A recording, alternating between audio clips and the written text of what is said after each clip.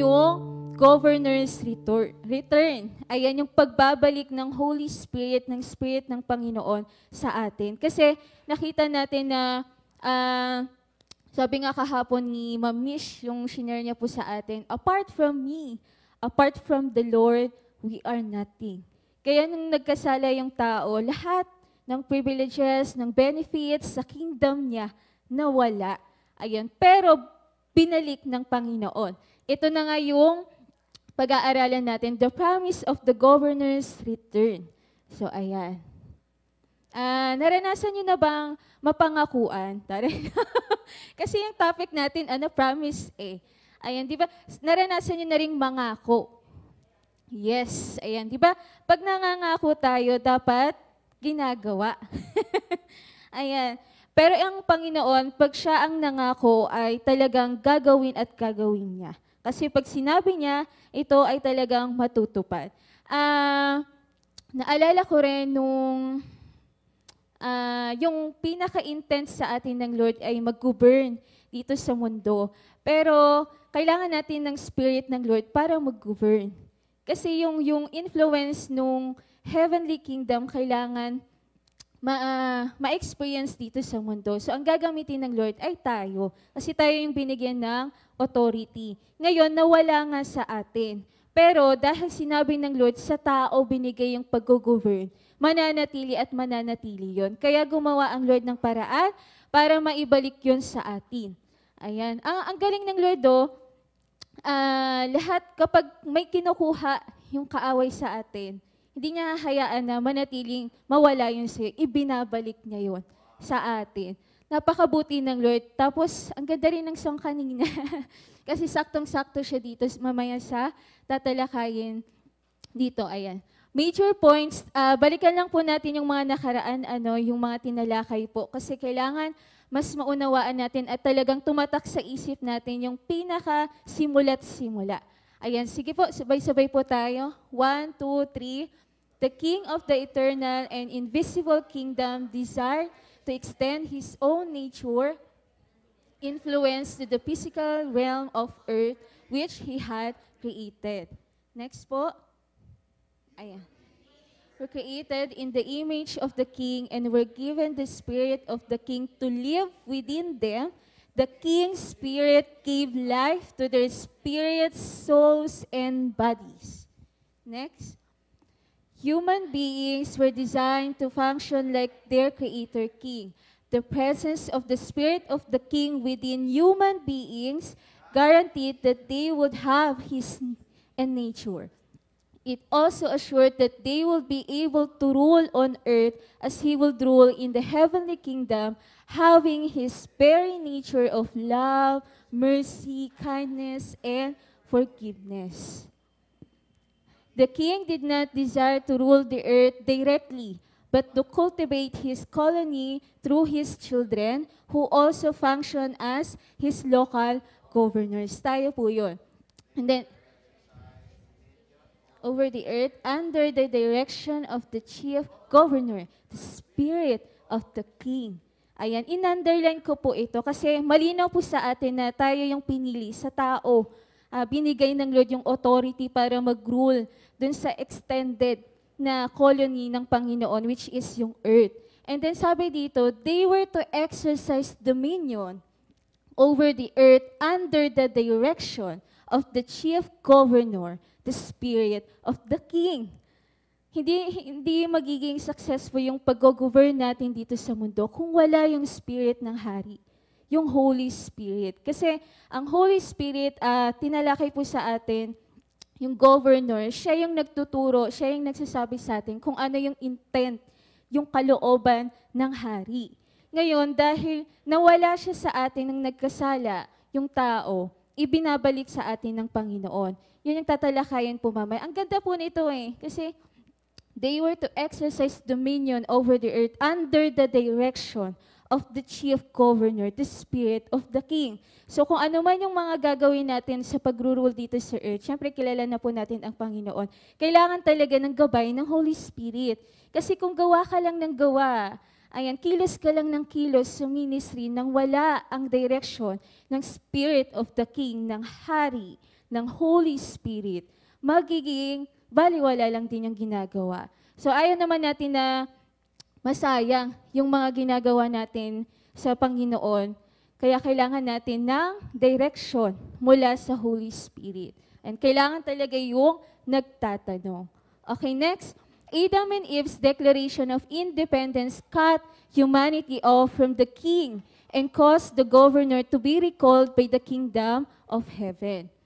Next, the departure of the governor meant the departure of the heavenly government and its direct influence over the colony of earth. Ito po yung mga binabalikan lang po natin, mga importanteng punto de vista na kailangan nating mas tumatak sa atin. So, ang Lord, na-create siya ng earth, in-extend niya yung kingdom niya sa earth, pero yung kingdom of heaven, yun yung home country niya. So, ayan, sabi nga kanina, hindi directly nag-rule ang Lord dito sa earth. Binigyan niya ng authority yung tao para mag-rule dun sa colony niya. Ayan, kasi meron siyang sariling kingdom. Pero under niya pa rin yung earth. Ayan, pinagkatiwala niya yung authority, yung pag-rule dun sa earth sa tao. Kaya lang kasi nakat yun, nawala. Ayan, dahil nga sa kasalanan. Ang tindi rin nito na the departure of the governor meant the departure of the heavenly government. Ito yung sinasa ating nakaraan. Kaya kung ano-ano ginagawa ng tao para mag-rule, pero kung papansinin mo yung pag-rule niya, hindi na satisfy yung pangangailangan ng tao. Kasi nga, wala yung heavenly government. Ayan. Kaya ang Panginoon, ibinabalik niya sa atin yung governor. Ayan, yung Holy Spirit para matulungan tayo kung paano mag-govern dito sa mundo. Next, after humanity rebelled against the authority of the heavenly government, the king immediately promised to restore the governor to his children. So ayan, ito na yung pangako ng Lord na ibabalik sa atin yung spirit niya. The most important promise the Creator King ever made to human beings was the promise that the governor will return to live within them because he is the key to life. Susi para sa buhay na meron tayo. Pero hindi lang to yung buhay na nararanasan natin, yung totoong buhay. Kasi originally, yun naman talaga yung dapat na maranasan natin kay Adan siya kay Eva. Diba? Lahat ng provision, yung protection ng Lord, nandun lahat eh. Ayun, wala ka nang hihilingin pa kasi lahat nandun na, provided na ng Lord. Kaya lang kasi nung nakatayo, dahil sa kasalanan, nawala lahat yun. Yung protection, yung provision, lahat na kaya nga nagtatrabaho si Adan eh. Kasi para mapakain niya yung pamilya niya. Lalo na si Eva at kung sino-sino pa. Yan, sa Old Testament. Ayan. Ang galing. Sobrang napakabuti ng Lord kasi nangako siya na ibabalik niya yung spirit na yan na magbibigay sa atin ng buhay. Na maibabalik sa atin yung provision, yung protection, yung benefits, yung privileges dun sa kingdom niya na nawala, nakat sa tao. Pero ibinabalik ng Lord. Ayan. Next. Sabi rito, because He is the key to life. Meron ako nabasa dun sa chapter 3, yung share po ni Pastor Joan, seeking the governor. Seeking the governor or seek the governor. Ayan, yung mga tao daw, kung mapapansin nyo, trabaho ng trabaho, basta ginagawa niya yung lahat ng kaparaanan para lang masatisfy yung pangangailangan niya. Soul, body, ayan, at kung ano-ano pa. Pero, yung pinaka-dulo nun, kahit anong hanap ng tao sa mga bagay, sa mga tao dito sa mundo, hindi na satisfy o hindi na pupuno kung ano yung gusto niya. Ayan, sinasabi dito, the governor, the Holy Spirit is the key to life. Siya lang ang bubuo sa atin, sa kung ano man yung tinidesire ng sarili natin, ayan, body, soul, spirit, ayan. Siya lang makakapag-contento sa'yo. Hindi ang pagkain magko-contento sa'yo. O hindi yung jowa, ayan, ayan. Ayan, kundi ang Holy Spirit. Kasi kahit wala, bago ka pa nag-asawa, ang Holy Spirit nakasama mo na eh. So, ayan, basta, ayan, next. The restoration of the King's Spirit to humanity is central to the restoration of His kingdom on earth. Hindi lang ay re-restore ng Lord yung Spirit niya sa atin, kundi yung heavenly government kung paano mag-influence sa mundo noon. Ganon din yung pagbabalik nun. Ayan. Next, ang conclusion niyan, ayan, pinabalikan lang po natin yung nakaraan. Wala pa po tayo sa pinaka-ano. The principal purpose of the redemptive program of the Creator King in its dealings with humanity throughout human history was the restoration of the governor to the colony of earth. So yung binabasa nating Old Testament, lahat yun sa New Testament, lahat yun makikita mo, yung pinaka-purpose ng Lord ay maibalik sa atin yung governor at saka yung pamamahala dito sa mundo. Ayan. Under the direction of the Holy Spirit. Ayan, kasi hindi natin kaya pag tayo lang. Okay, next. Ayan, dahil doon, ayan, merong mga, siyempre, parang kanina yung conclusion, ano, conclusion. Yung punto de vista nung inaaral natin ay patungkol sa pagre-restore sa atin ng governor, ng Holy Spirit sa atin. Ngayon, may mga nag-aaral patungkol dun sa Bible. Siyempre, inaaral nila, patungkol ba talaga saan yung scriptures? Para saan ba yung Bible? Ano ba yung pinaka-punto de vista nito? Ayan. Tapos, may mga nagsasabi, dun tayo sa yung tema ng Old Testament. Dun tayo focus. Ayan, theme of Old or New Testament, ayon sa mga sabi-sabi. Ang tema daw ng scripture na to is the creation of monotheistic religion. Mono, ang ibig sabihin, isa lang. Theism or theistic, about just a God. So, ibig sabihin, itong scripture, yun yung naging basihan ng mga tao na iisa lang talaga ang Diyos. Ayan, next, sinasabi naman po na ang tema ng scripture ay the rise and fall of the ancient Hebrew nation, patungkol lang sa Israel. The record of various traditions and rituals, at kung ano-ano pa. Ang dami nilang inisip ng mga tema patungkol dito sa scriptures, tsaka sa Bible, sa Old Testament. Old Testament po tayo, ha? Ayan. Sabi dito, ano nga ba yung tema? Sabi, the theme and significance of the scriptures. Ayan, babalikan natin yung Old Testament. Ayan, kung, di ba, nakapag-aral na po tayo, inaaral po natin sa school, kunyari, elements of the story, may character, may setting, may theme, may tema. Ibig sabihin, patungkol saan. And then, the significance of the scriptures. Pero bago natin aralin yung Old Testament, o balikan, kung ano yung nakaraan.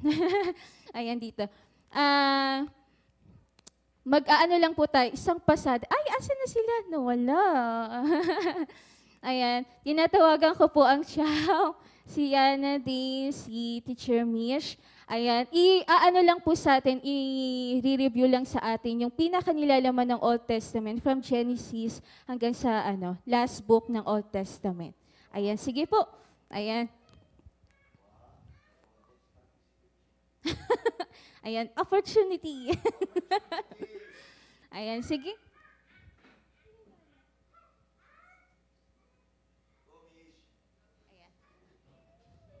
Ayan na po sila. Ayan. Pakinggan yung maigi, ha, yung mga sasabihin nila patungkol sa Old Testament. Ayan.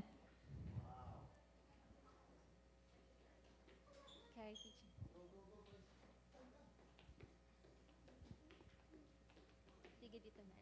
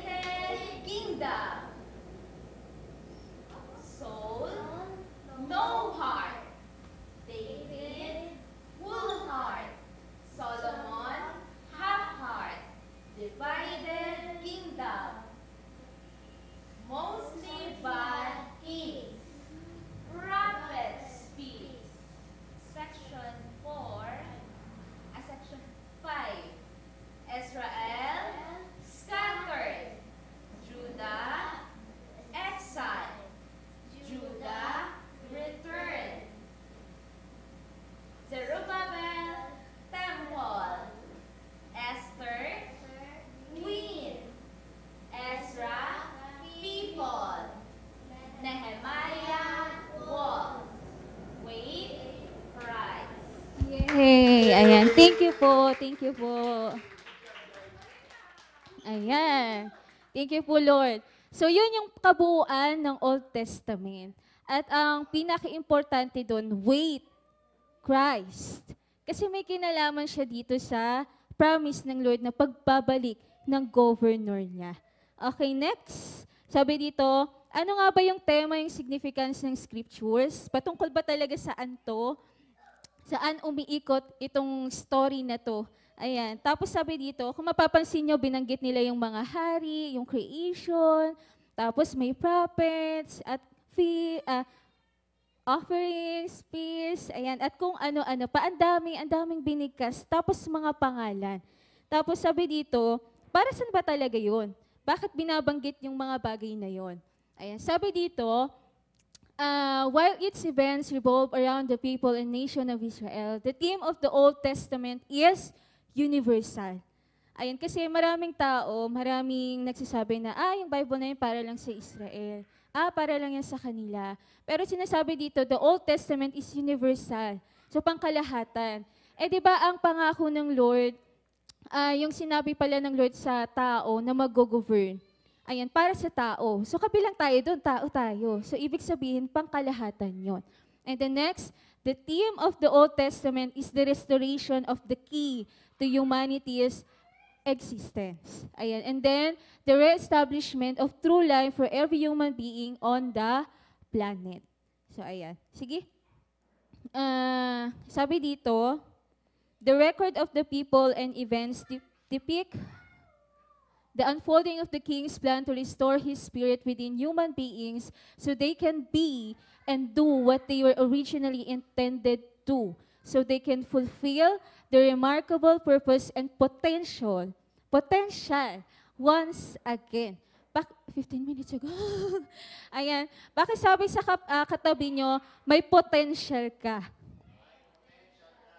Ayan. Ulitin ko lang po basahin na. The record of the people and events depict, ayan, inilalarawan ito, inilalahad ng scripture. Yung mga taong yon, yung mga nangyari dun sa Old Testament, inilalahad nito yung plano ng Panginoon na maibalik sa atin yung governor. Kasi sabi dito, to restore His Spirit within human beings so they can be and do what they were originally intended to. Magawa mo kung ano talaga yung originally na dapat mong gawin na pinagagawa sa atin ng Panginoon. And then, so they can fulfill the remarkable purpose and potential once again. Potential once again. Huwag mong iisipin, hindi ko alam kung may iba dito, huwag mong iisipin na hindi mahalaga yung papel mo kung nasa ang ministry ka ngayon. Ayan, lahat tayo may potential, lahat tayo, ayan, kabilang sa plano ng Panginoon.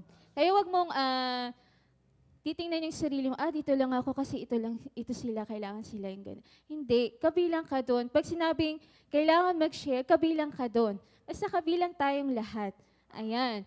Next, kailangan natin yung Holy Spirit, yung governor, para ma-fulfill natin kung ano talaga yung pinaka-purpose ng Panginoon sa atin. Sabi dito, all the situations, people, and programs we read about serve these ends. So ito yung pinakalayunin niya. Una, they are a continual reminder of the promise of the governor's restoration. Number two, they depict the king's intervention in the lives of specific families on earth to preserve a lineage for the offspring who will restore the governor. At kung mapapansin nyo, no, binibigay din yung mga pangalan, ito si ganyan, sumunod na hari. Tapos hanggang sa New Testament, nandun yung pinagmulan ng lahi, ayan, na magbibigay sa atin o magbabalik sa atin ng spirit ng governor. Ayan, they depict a prototype of the restoration of the kingdom of heaven on earth. 4, they expose the fact that only the governor himself can reconnect the earthly colony to its heavenly government. And then number 5, they foretell the coming of the offspring who will personally reconcile the children's citizens to the king and authorize the return of the governor. Kung papapansin nyo, lahat ng mga nangyari sa Old Testament, may connection talaga siya dun sa pangako ng Lord na pagbabalik ng Holy Spirit sa atin, ng Spirit ng Hari Ayan. Kasi siya lang talaga yung makakatulong sa atin. And then sabi dito, the first 2 chapters of Genesis explain the heavenly government's plan for expanding the kingdom to earth. The 3rd chapter, ay diba yung first Genesis 1 and 2, nakita natin kung paano create ng Lord ang mundo, tapos binigyan niya ng authority na mag-govern ang tao sa mundo. Ayan, at kung ano-ano pa. Pero pagdating sa chapter 3 ng Genesis, naputol yun lahat. Pero hindi papayag ang Lord na hindi mangyari kung anong sinabi niya sa tao. Ayan, sabi niya dito, sabi ni Miles po dito, yung pinaka sinasabi ng Lord ay ito. Sabi dito, my purpose in creating the world was disrupted. And I'm going to correct it. Kasi nga nasira, naputol, dahil nga sa kasalanan. My spirit can no longer live in the earthly residence I created. I will, therefore, restore my spirit to humanity so my kingdom can function on earth again. So yun yung sinasabi ng Panginoon. Ayan, ang ganda nito. Nung binabasa ko to, sabi ko, Lord, napakabuti mo kasi I will restore my spirit to you. Ayan, so that His kingdom can function on earth again through you. Ikaw yung gagamitin ng Lord. And then ito pa yung pinaka-matindi na maganda na sinabi dito, na pinaka-plano ng Panginoon. Sabi dito, here's the program. Your rebellion has put you in a hopeless situation. Di ba pag nagkakasala ka, parang feeling mo, wala ka ng pag-asa, kailangan dito ka na lang, nag-hide ka, nagtatago ka eh.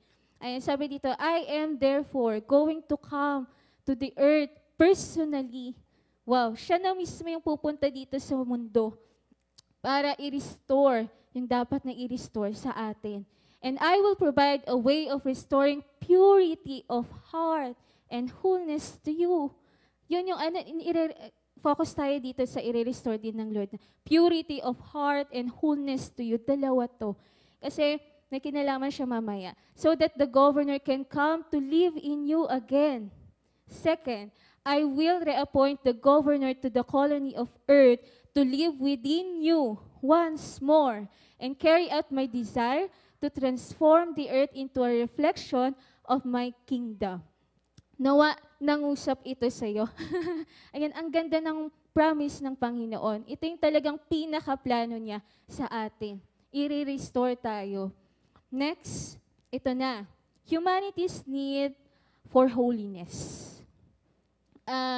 Sabi rito, the Old Testament emphasizes the fact that when Adam and Eve lost the Holy Spirit, humanity became unholy. Kasi nagkasala. Ayan. Pero, sabi dito, humanity's need for holiness. Para maibalik tayo dyan, at para maibalik sa atin yung Holy Spirit, yung Spirit ng Hari, kailangan nating maging holy. Pero ano bang ibig sabihin ng holy? Kasi, most of the time, ang mga tao ang iniisip, pag holy, kailangan malinis ka. Kailangan pure yung heart mo. Kailangan nagpalinis ka sa Panginoon. At kung ano-ano, puro kalinisan lang. Pero may iba pa palang kahulugan itong holiness o yung holy na word. Sabi dito, we find its essence by looking at what the Creator King told the nation of Israel. Kung naalala nyo, sinabi ng Lord sa Israel, you will be for me a kingdom of priests and a holy nation. Holy nation. Ayan. Sabi dito, may dalawang word na binanggit dito si Dr. Miles. Ayan, yung pure and devoted. Sabi ko kanina, nakafocus lang tayo palagi pag holy, pure. Pero kaakibat ng holy is devoted. Sabi sa pure, ibig sabihin clean, malinis ka or unmixed. Sa devoted, very loving or loyal. Kaakibat ng salitang holy sa pure ay yung devoted. Very loving or loyal. Pag sinabing devoted, di ba talagang tapat ka? Halimbawa, isa sentence, she is so devoted to her husband. Ibig sabihin, very loyal siya dun sa asawa niya. Ayan, yun yung ibig sabihin ng holy, pure. Aside from malinis ka, kailangan very loyal, devoted ka sa Panginoon. Ano diba kinakanta din natin, hindi ko po alam kung nakanta na po ito, sa worship, Yung I'm devoted to you, all in all, I worship you. Ayun, naalala ko po si Pastor Sheila dyan. Pag ganong mga boses eh. Hindi, pero totoo po, yung Hillsong, ayan, sa yung mga matataas. Pero kaya naman po kasi talaga ni Pastor Sheila, yung mga matataas. Ayan, sinabi mong devoted ka sa Panginoon, ibig sabihin loyal ka, tapat ka. Siyempre, pag tapat ka, hindi ka gagawa ng makakasira o makakapaghiwalay ng relasyon mo dun sa tao. So kapag sinabi mong devoted ka si Lord, talagang kung ano yung sinabi mo, dapat nagmamanifest, nakikita yun sa'yo. Devoted ka sa akin, oh. Ayun. Pero, ayun nga, may mga pagkakataon na medyo nahulog tayo. Next, sabi dito, in relation to human beings, the king said his people needed to be holy unto me. Sabi dito, I am devoted only to you, not only am I dedicated to you. Ilang lang po. Ayan, but my loyalty to you is not tainted by any other loyalties. I have no ulterior motives. Ayan, the Creator King to describe Himself as a holy God. It means, di ba natalakay na po natin, holy, pure, and then devoted. Ayan, the Creator King to describe Himself as a holy God, it means that He is true to Himself, He is faithful and consistent in who He is. What He desires, what He says, and what He does. Kung ano sinabi niya talagang gagawin niya kasi nga tapat siya. Pag sinabing holy, He is holy. Hindi lang siya banal, hindi lang siya malinis, kundi tapat siya sa kung ano yung sinasabi niya. At tapat talaga siya, yung pangalan niya, kaakibat talaga din doon yung pagiging tapat niya. So, ayun yung ibig sabihin kapag sinabi ding holy, He is holy, God is holy. Ayan, next, the King is fully integrated or unified. Sa holy din, binabanggit din doon yung pagkakaisa. Ayan, sabi dito, the King is fully integrated or unified. His nature is so pure that He can never have an ulterior or deceitful motive. This is why the King cannot lie. The three persons of the Creator King are one or integrated. Ayan, sinasabi dito, kung ano yung sinabi ng Diyos. Ayan, tapos diba, the God the Father, the God the Son, God the Holy Spirit. Kung ano yung desire ng isa, lahat yon nagkakaisa sila. So, ibig sabihin, talagang may pagkakaisa ang Diyos, si Jesus, pati si Holy Spirit. Hindi pwedeng kumilos ang Holy Spirit nang hindi sinasabi ng Ama. Ayan, yun yung pinaka-sinasabi dito na sinasabi din na devoted, talagang tapat. Kung ano yung sinabi ng isa, lahat sila, ganun din. Ayan, kaya nagkakaroon ng ng pagkilos tamang pagkilos. Ayan, next. Having personal holiness, ito naman sa atin, therefore means to be one with yourself. Kailangan magkaroon ng kaisahan sa iyo. Pag sinabing holiness, holy, pure, devoted, unified, may pagkakaisa. Ayan. Sabi dito ng Lord sa Matthew 5:48, be perfect, holy, just as your King Father is perfect. He was saying, be one with yourself as your King Father is one with Himself. Naalala ko yung pagkakaroon ng double-minded dito. Double-minded, dalawang kaisipan. Ang pinaka-inimpress sa akin ng Lord dito, yung personal holiness, sabi, to be one with yourself. Kailangan yung body, soul, and spirit mo nagkakaisa. Hindi pwedeng sinasabi ng puso mo, gusto mong sumunod sa Panginoon, pero tamad ka. Nagigets nyo? Hindi pwedeng sabihin na, gusto kong magbago, pero hindi mo ginagawa. Ayan, walang pagkakaisa. Kaya sinasabi ng Lord dito, be one with yourself. Just as your Father in heaven is one with Himself. Nagkakaisa sila, Holy Spirit, si Jesus, and then God, ang Diyos natin, nagkakaisa silang tatlo. Yun yung sinasabi dito na kung ano yung Ama, dapat ganun ka rin. Hindi pwede talaga yung iba yung isip mo, iba yung soul mo, iba yung taliwas sa isa't isa. Kailangan magkaroon ng kaisahan. So yun po yung sinasabi dito. The next, Adam and Eve had been totally integrated. Nagkakaisa din sila . And before they disobeyed the king and then lied about it, destroying the trust he had placed in them.